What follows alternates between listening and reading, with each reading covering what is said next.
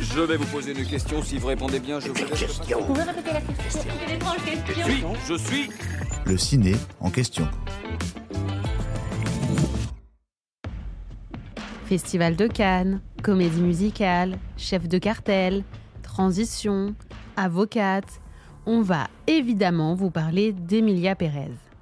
Les Français découvrent le film de Jacques Audiard en août 2024. Dans les salles obscures, les spectateurs plongent dans l'histoire de Manitas, devenue Emilia. Le pitch ? Rita, jeune avocate coriace mais malchanceuse, voit sa vie changer du jour au lendemain quand Manitas, un narcotrafiquant mexicain, cherche à réaliser son rêve. Devenir une femme et se retirer des affaires.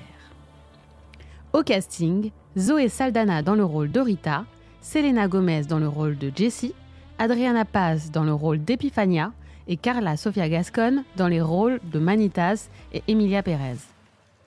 En France, le film s'offre près de 1,2 million d'entrées. Mieux encore, le long métrage remporte le prix du jury et le prix de l'interprétation féminine pour les 4 actrices au Festival de Cannes. Et ce n'était que le début.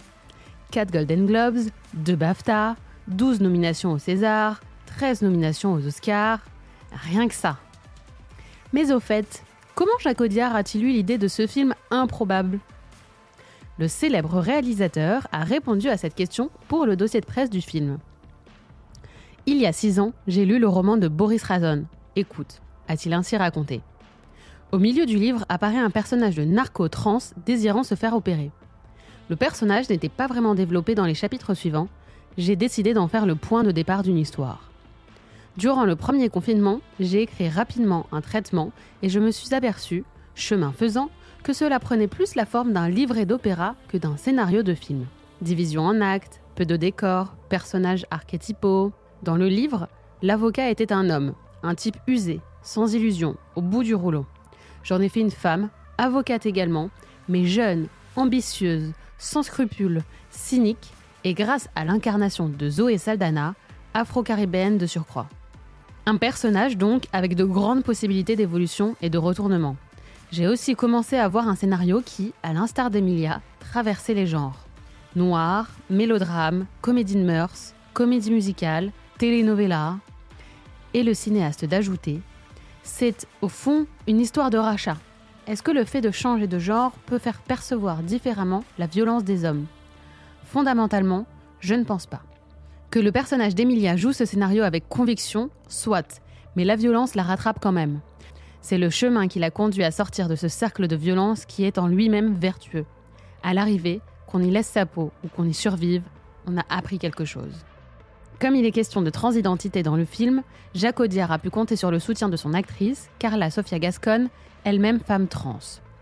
Le cinéaste explique « Je n'ai pas de culture théorique sur la question trans. C'est vraiment Carla Sofia qui a fait mon éducation sur le sujet. Je lui posais des questions par mail, elle me répondait. Ce que j'en retiens, c'est sa détermination et son courage, mental et physique. Quel courage elle a dû mobiliser pour se faire opérer, mais aussi quelle souffrance endurée avant l'opération, toute cette vie passée dans un corps qu'elle ne reconnaissait pas comme le sien. Autre chose à son sujet, Carla vit toujours avec la mère de sa fille, qui doit avoir maintenant une 15aine d'années. Je ne sais pas si l'on peut parler d'un exemple de liberté, mais c'est dans le fond ce que je pense. Si une énorme polémique concernant l'actrice est venue entacher la saison des prix, Emilia Pérez n'en reste pas moins un film à voir, au moins une fois dans sa vie. J'espère que cet épisode vous a plu. Si c'est le cas, abonnez-vous sur votre plateforme d'écoute préférée pour retrouver de nouveaux épisodes chaque semaine. Et si vous en voulez plus, découvrez la télé en question et les séries en question sur les plateformes d'écoute et téléloisirs.fr.